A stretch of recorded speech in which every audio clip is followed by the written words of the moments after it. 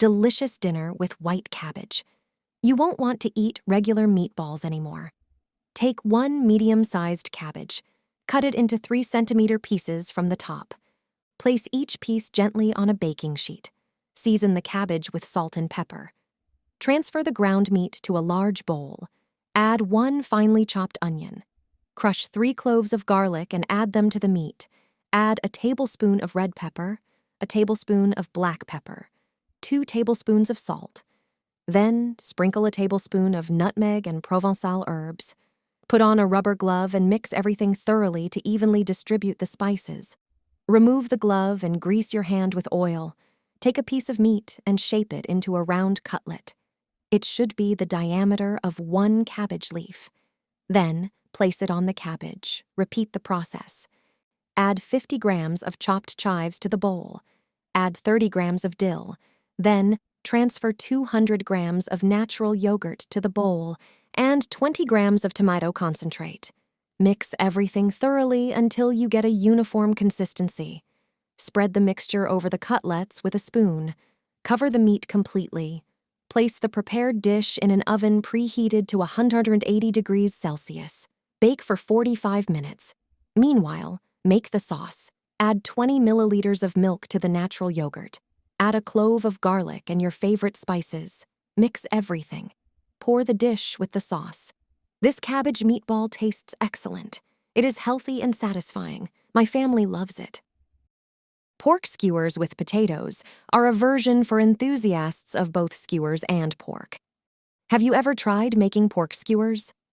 Prepare about 1 kilogram of boneless pork shoulder. Cut it into pieces about 1 centimeter thick. Spread all the pieces on a cutting board and cover with plastic wrap. Take a meat mallet and gently pound all the prepared cutlets. Remove the wrap and season the meat with salt and pepper on both sides. Take 2 large potatoes and cut them into slices of medium thickness. Transfer them to a bowl. Sprinkle with salt and pepper to taste. Season with a teaspoon of sweet red paprika. Pour 2 tablespoons of vegetable oil and gently mix the potatoes. Take 2 skewers for the skewers. On the cutting board, place 2 slices of potatoes next to each other. Pierce them with the skewers. 1 skewer for 1 slice of potato. Now take the first piece of meat and place it on the skewers. Press it against the potatoes. Now take 2 onion rings and place them on the meat. Place bacon on the onion. Now, create a layer with potatoes and then add meat, onion, and bacon sequentially. Arrange the skewer's ingredients in alternating layers. When the skewer is too large, you can lay it on the cutting board and finish adding more layers. When all the layers are ready, the skewer will look like this. All the layers are visible. Now, prepare aluminum foil and moistened baking paper. Moist paper is more flexible and makes it easier to wrap the meat and shape it for the baking sheet. Place the skewer on the paper, wrap it, and pack it tightly in foil.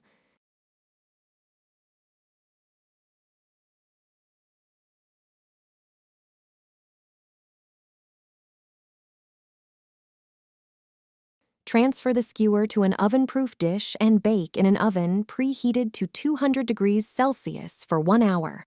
In the meantime, prepare a marinade with 2 tablespoons of soy sauce, 1 tablespoon of ketchup, a small teaspoon of French mustard, and 2 teaspoons of honey. Mix the marinade. After an hour of baking the meat, remove it and unwrap it from the foil and paper. Brush the marinade with a brush. Do this on the entire surface. Put the skewer back in the oven for about 15 to 20 minutes until it turns golden brown. After baking, remove the skewer and transfer it to a plate. It looks juicy and delicious. Cut it in half lengthwise. Such a skewer is a perfect idea for a tasty dinner or an unusual supper. Such a herring roll disappears from the table in the blink of an eye. Even people who don't like this fish eat it. Place food foil on the cutting board. Lay the sliced beets flat. Place them so that they overlap. There should be no holes or gaps. Then, put 5 tablespoons of grated beetroot on them. Spread it all over, so that a uniform layer is created. Place the mayonnaise in a pastry bag, spread it all over. Don't add too much so that the roulade doesn't taste too heavy. Prepare 4 boiled potatoes and 3 boiled carrots. Grate them on a coarse grater. Transfer them to the roll. Start by laying out the potatoes. Then add the carrot. Spread evenly by pressing lightly. Cut the herring pieces into narrow strips. They should not be too large to make it easier to roll the entire dish.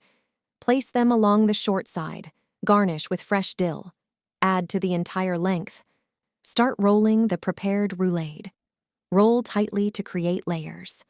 Cling film will be very helpful. Once you have wrapped the roulade, secure it with foil and put it in the fridge for 3 hours.